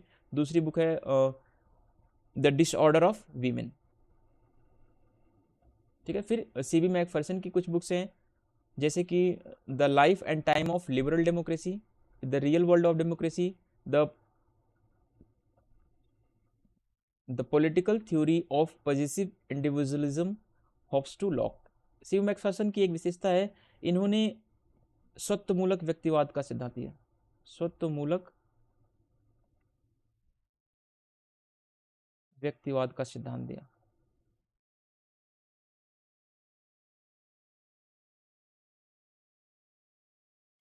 स्वत्वमूलक व्यक्तिवाद का सिद्धांत इनका खुद का नहीं है, बल्कि जो स्वत्वमूलक व्यक्तिवाद का सिद्धांत आया है वो लॉक और हॉब्स के विचारों से आया है, जिसमें लॉक्स और हॉब्स जैसे विचारकों ने यह माना कि व्यक्ति जो कुछ भी समाज में अर्जित करता है उसके लिए वह राज्य का, समाज का, किसी भी प्रकार का ऋणी नहीं है। व्यक्ति ने जो कुछ भी अर्जित किया है वो अपनी क्षमताओं से अर्जित किया है, ठीक है। इसी को ही सी बी मैकफर्सन ने क्या बोल दिया, स्वत्वमूलक व्यक्तिवाद की संज्ञा दे दी, ठीक है। फिर कुछ अब देखिए इंपॉर्टेंट कुछ क्रांतियां हैं जो एग्जाम में आती रहती हैं, ठीक है। तो इन कुछ ऐसी क्रांतियां हैं जिनकी जो क्रांतियां हुई उसके बाद क्या हुआ, वहां पे लोकतंत्र की स्थापना हुई। जैसे पुर्तगाल में क्या हुआ, पुर्तगाल में 1974 में गहरा लाल रंग की क्रांति हुई, कार्नेशन क्रांति इसे बोलते हैं। फिर फिलीपींस में 1986 में येलो क्रांति होती है, येलो रेवोल्यूशन होता है। चेकोस्लोवाकिया में 1989 में मखमली या वेलवेट क्रांति होती है। फिर यूगोस्लाविया 2000 में बुलडोजर क्रांति होती है। फिर जॉर्जिया 2003 में गुलाबी क्रांति होती है। यूक्रेन 2004-5 में नारंगी ऑरेंज रेवोल्यूशन होती है। इराक में पर्पल क्रांति होती है 2005 में। फिर कजाकिस्तान में ट्यूलिप क्रांति होती है 2005 में। फिर लेबनान में 2005 में देवदार क्रांति होती है। कुवैत 2005 में नीली क्रांति होती है। फिर बेलारूस 2006 में जींस क्रांति होती है। म्यांमार 2007 में केसरिया क्रांति होती है। मालदोवा 2009 में अंगूर क्रांति या ग्रेप्स रेवोल्यूशन होती है। फिर ईरान 2009-10 में ग्रीन रेवोल्यूशन होता है। ट्यूनीशिया में जैस्मिन रेवोल्यूशन होता है। मैसेडोनिया में कलर रेवोल्यूशन होता है। आर्मेनिया 2018 में वेलवेट रेवोल्यूशन होता है। तो इन रेवोल्यूशंस को आप इंपॉर्टेंट है, याद रख लें। जैसे कि ये इंपॉर्टेंट है आपका पुर्तगाल की क्रांति, चेकोस्लोवाकिया की क्रांति, जॉर्जिया की क्रांति, ऑरेंज क्रांति, ट्यूलिप क्रांति, ये वाली। तो ऐसी कुछ क्रांतियाँ आप सारा याद कर लिए, इसमें कोई ज़्यादा इंपॉर्टेंट काम मत रखिए, क्योंकि आप जो नहीं याद करके जाएंगे वही एग्जाम में पूछेगा, तो फिर आपके लिए प्रॉब्लम हो जाएंगी, ठीक है। तो अगर आप लोगों को वीडियो समझ में आई हो तो प्लीज़ आप इस वीडियो को अधिक से अधिक लोगों तक शेयर करें और लोगों को ये बताएं कि ये वीडियो बिल्कुल फ्री ऑफ कॉस्ट है और किसी भी प्रकार का आपको कोई पेड नहीं देना है, कोई पैसा नहीं देना है, ठीक है। और चैनल को लाइक करें, सब्सक्राइब कर दें और अधिक से अधिक लोगों के पास शेयर कर दें। Thank you, thanks for watching.